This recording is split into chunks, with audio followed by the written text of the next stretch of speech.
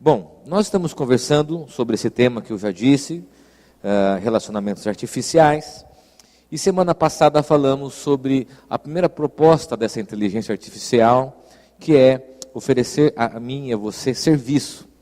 E isso nos dá um risco de vivermos a substituição de papéis e responsabilidades. E a segunda coisa que a inteligência artificial, ou que esses aparatos da tecnologia nos oferecem, tem a ver com a facilidade na comunicação.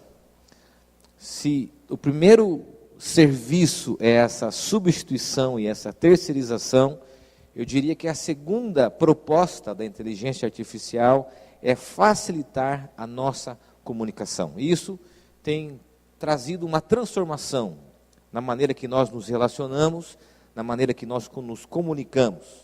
Agora, a pergunta que nós queremos fazer diante dessa realidade é: qual é o limite disso? O que ela nos traz de benefício e o que ela nos traz de prejuízo? A reflexão importante é, e eu estou dentro dessa cultura, também sou alguém que gosto de tecnologia, gosto do tema, estou envolvido com isso no meu dia a dia, mas a pergunta é: até onde isso vai? O que isso afeta as nossas relações e o que isso afeta a nossa família principalmente? E hoje eu queria falar sobre esse tema, comunicação virtual. O primeiro tema, terceirização da vida diante do conceito de substituição e de serviço. O segundo tema, diante dessa facilidade da comunicação, refletirmos sobre a comunicação virtual. E nessa introdução, antes de nós olharmos para o texto bíblico e desse texto considerarmos diante da realidade, eu queria falar de alguns problemas. E esses problemas envolvem você e eu, envolvem a nossa vida e a maneira que nós vivemos. Olha que interessante, uma escritora, na verdade uma jornalista, chamada Ellen Romanini, ela diz o seguinte: saber lidar com os relacionamentos, as oportunidades, está aí na projeção? Next page. A era digital é um ponto fundamental hoje em dia. Lembrando que as pessoas não são páginas da internet que você simplesmente fecha quando terminou a pesquisa que desejava.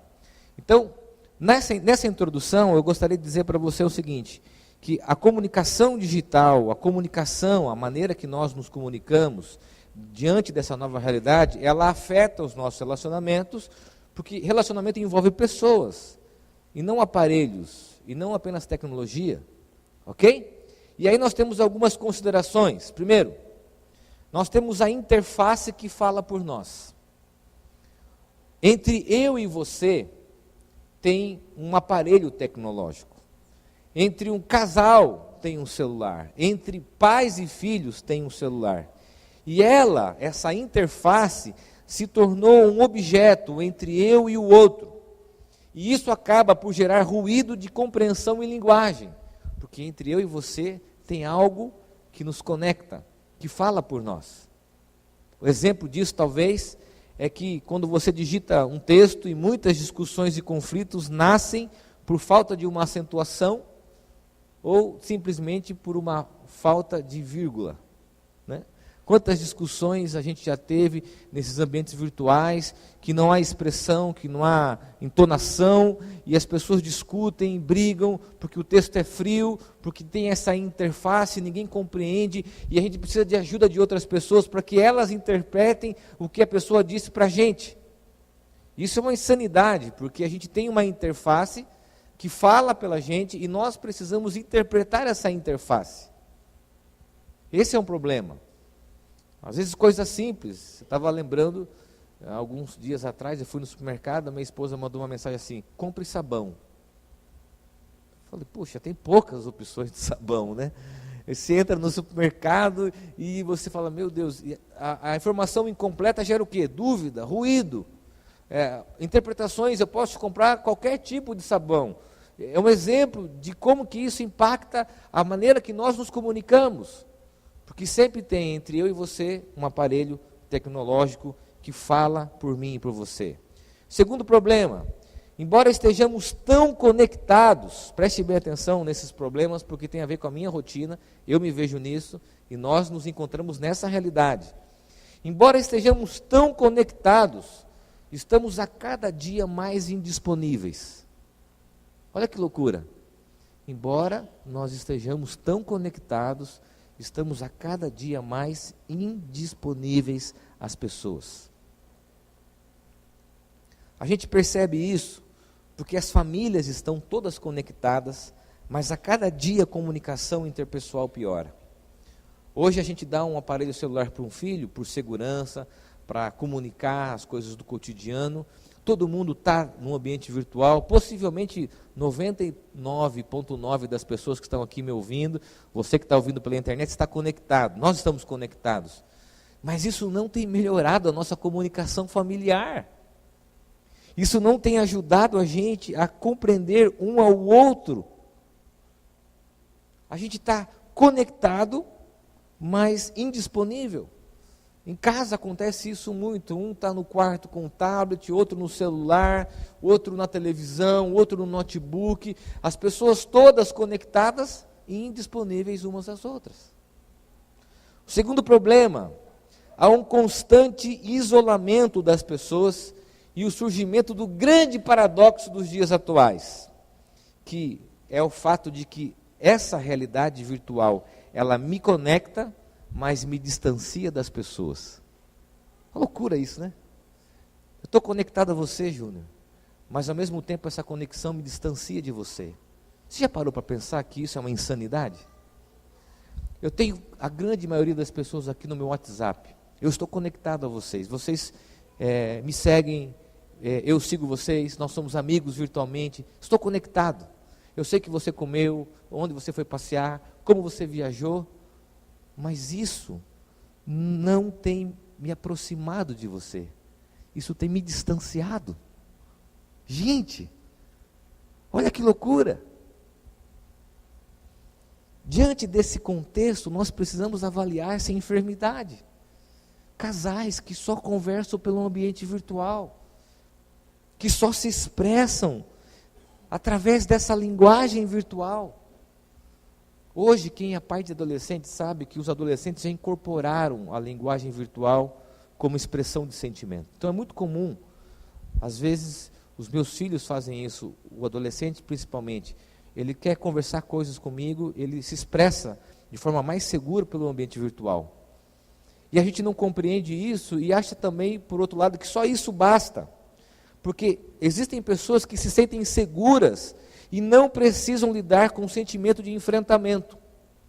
Então, eu não consigo falar pessoalmente, então eu vou mandar uma mensagem para ele na hora do trabalho. Aí chega para trabalhar, está um texto enorme da sua esposa assim, fala, meu Deus, logo agora.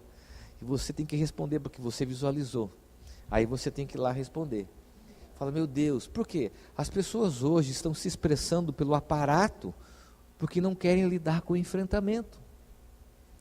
Os adolescentes falam através dos aparatos tecnológicos porque não conseguem olhar nos olhos dos pais e se expressarem. Semana passada nós ouvimos uma notícia, isso foi compartilhado em vários grupos de pastores ao redor do Brasil, de um filho de um pastor que cometeu suicídio, um adolescente. E esse pastor escreveu conselhos diante da dor. E um dos conselhos que ele dá no final do seu texto é: pais, conversem com seus filhos.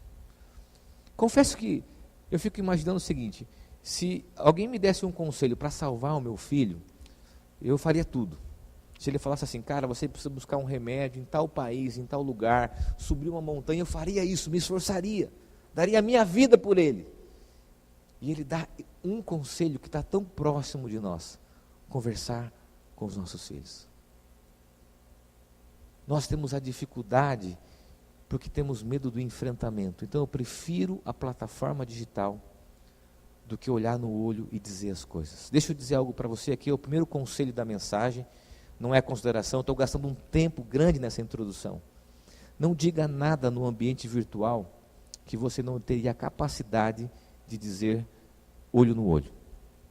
Não diga nada no ambiente virtual ou no WhatsApp que você não teria a capacidade de dizer frente a frente. Nessa linguagem virtual, a gente tem alguns problemas. Estou gastando um bom tempo com isso aqui, para que o texto bíblico venha como resposta. aqueles que desabafam pela internet.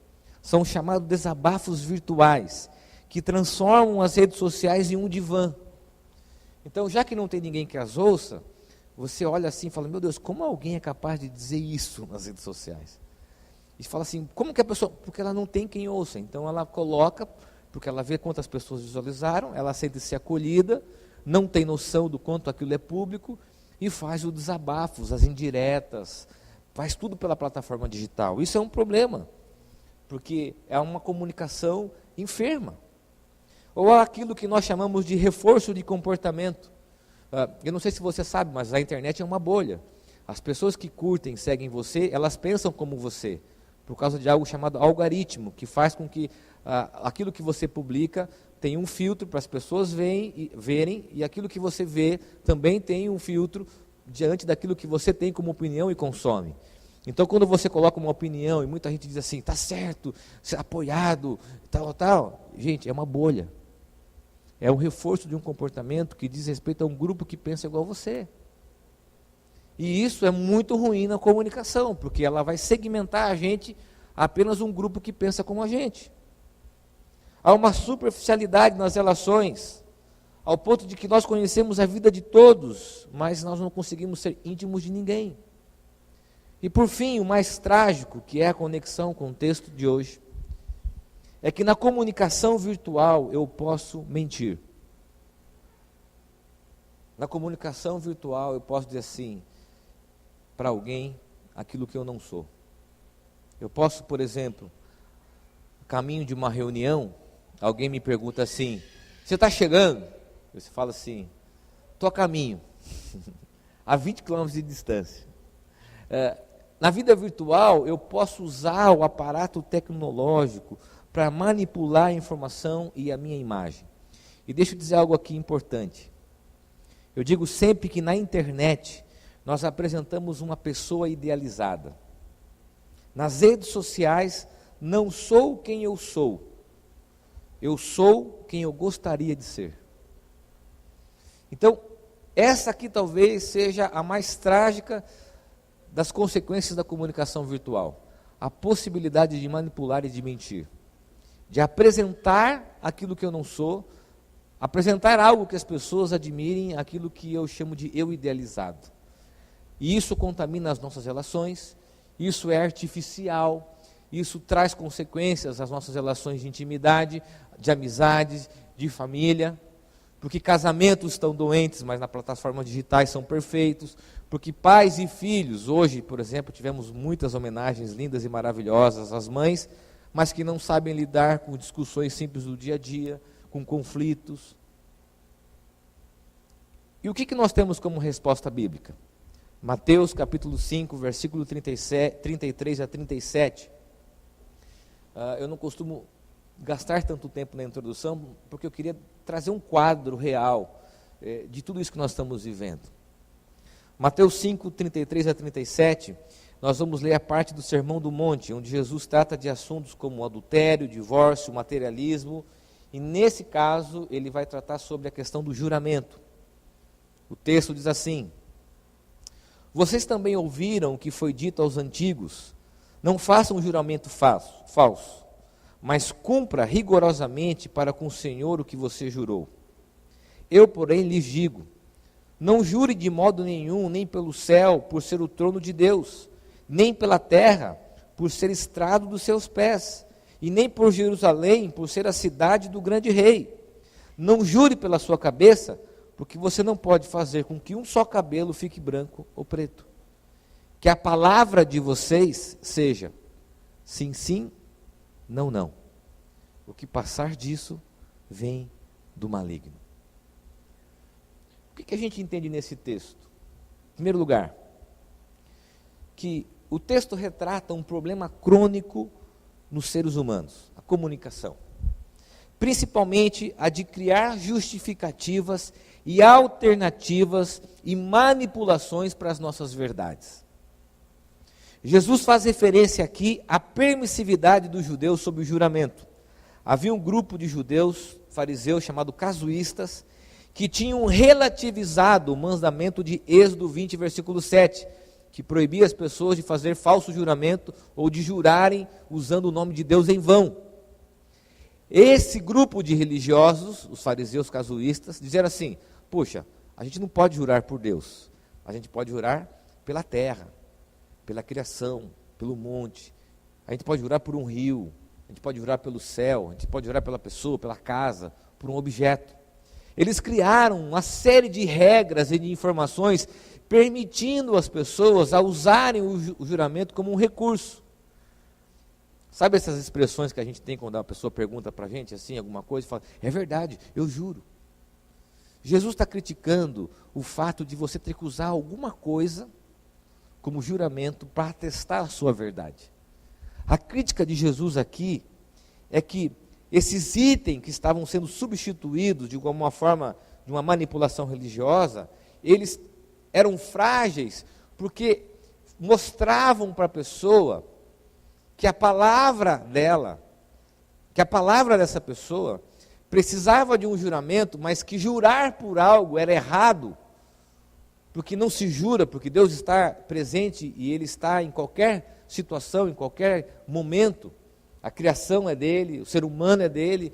Então, não tem como usarmos o recurso do juramento, porque a nossa palavra deve bastar. Jesus então está criticando a maneira que nós temos de usar a mentira. O juramento para atestar coisas que nós não podemos atestar porque mentimos.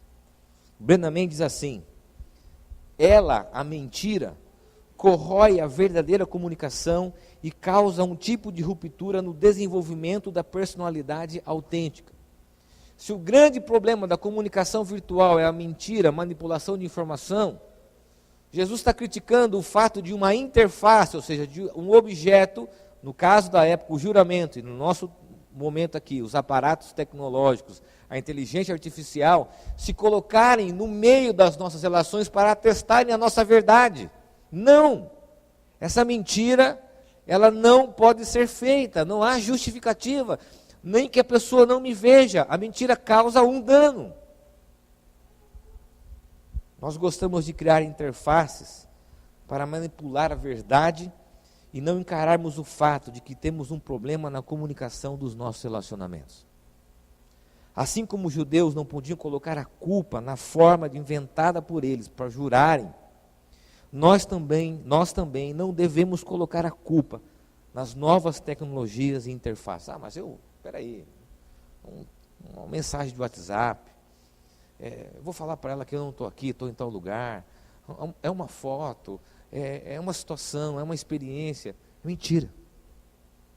Não tem como relativizar. Talvez aqui a grande crítica de Jesus é que aquele grupo de religiosos estava relativizando a verdade. E nós estamos hoje, diante dessa comunicação da cultura, relativizando a verdade. Deixa eu dizer, isso tem trágicas consequências. Nós vamos falar sobre isso. Segunda consideração do texto. E aqui nós temos a semente do texto, a semântica do texto. Jesus nos convida a sermos assertivos, claros e verdadeiros. Jesus faz uma afirmação importante, que a palavra de vocês seja sim, sim, não, não.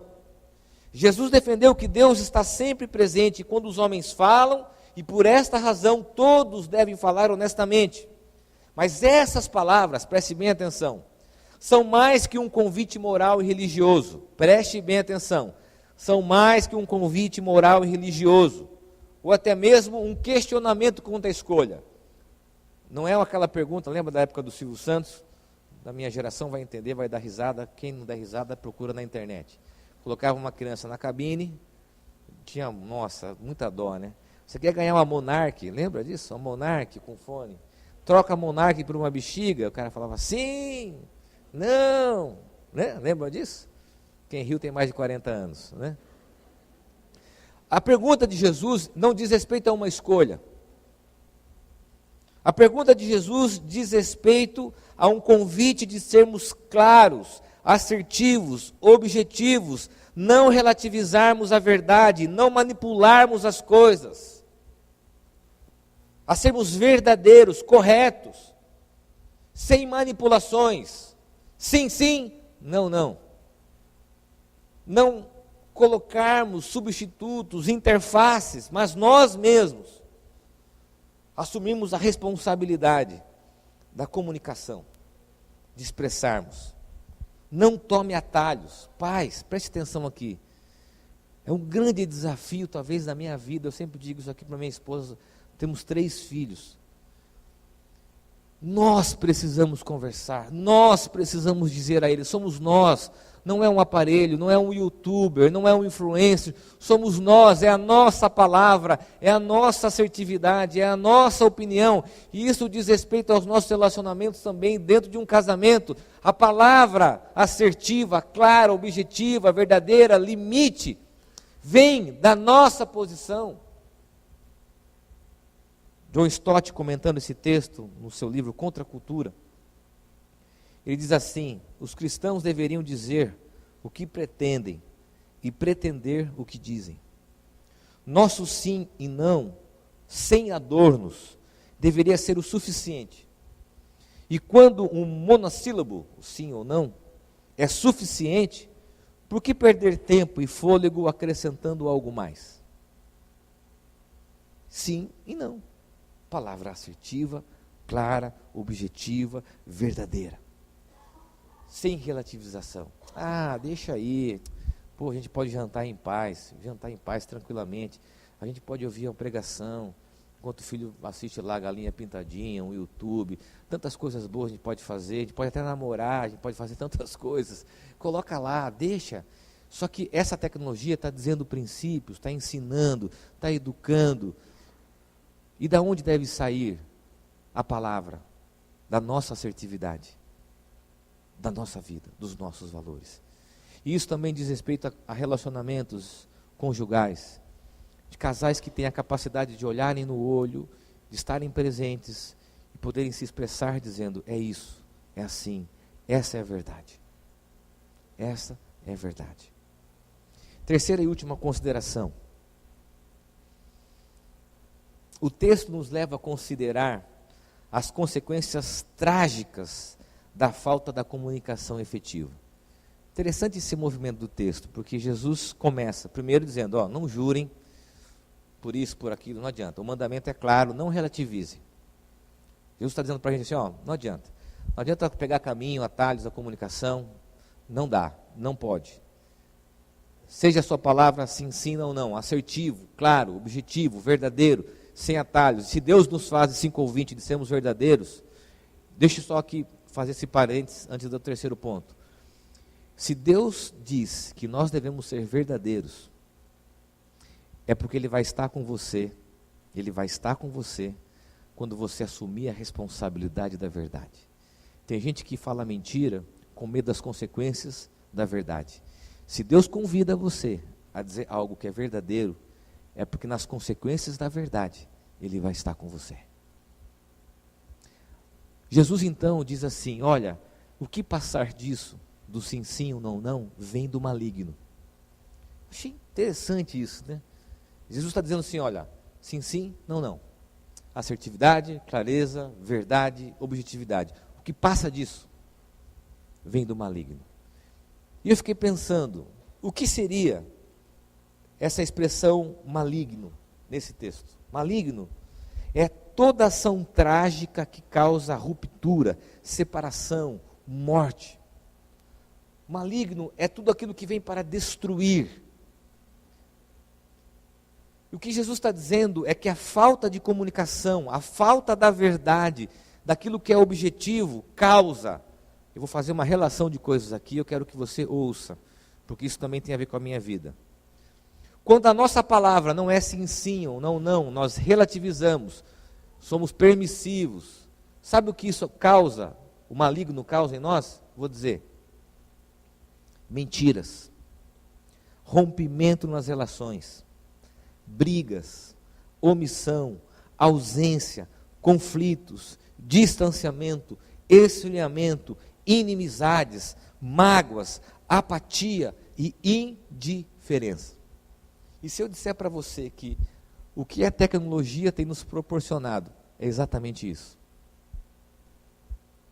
Vou repetir, Porque quando a nossa palavra, a nossa comunicação, ela não está funcionando, olha o que acontece. Vou repetir. Mentiras, rompimento nas relações, brigas, omissão, ausência, conflitos, distanciamento, esfriamento, inimizades, mágoas, apatia e indiferença. Jesus, ao estabelecer esse limite, aponta para a trágica consequência de não sermos verdadeiros, nos deixando vulneráveis ao que é mal e o que provém da nossa natureza humana e do mundo que nós vivemos. E qual é o convite que ele nos faz nessa noite? Para que a gente não tenha a interface como a expressão daquilo que nós sentimos e somos. Que o celular diga a verdade.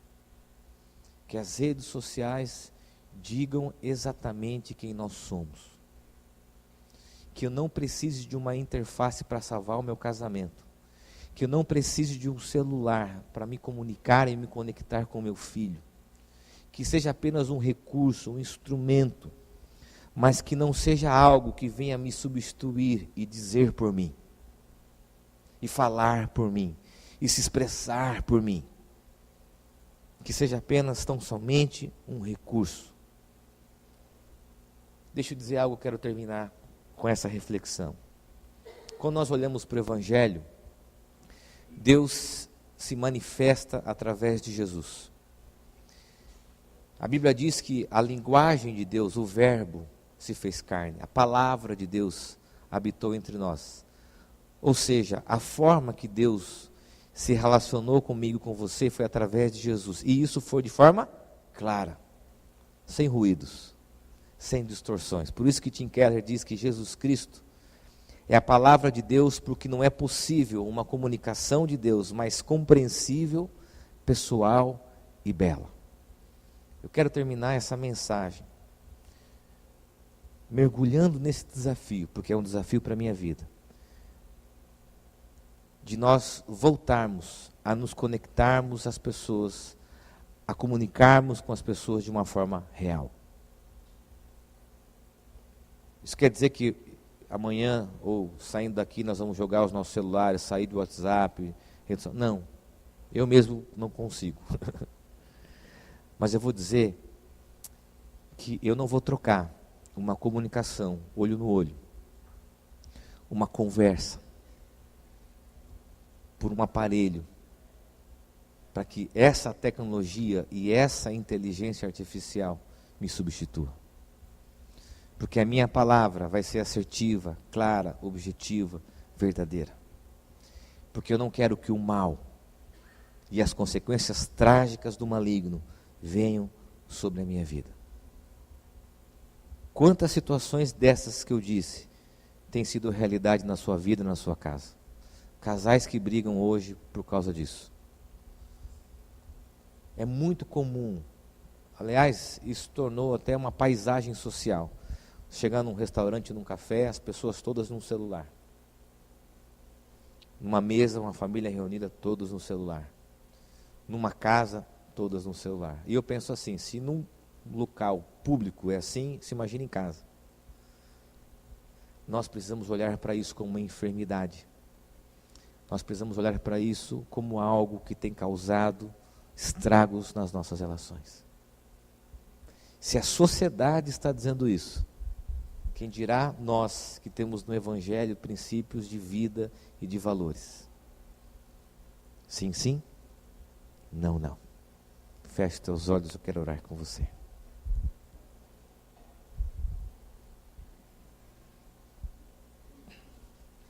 Eu sei que na nossa natureza humana é muito comum nós tomarmos atalhos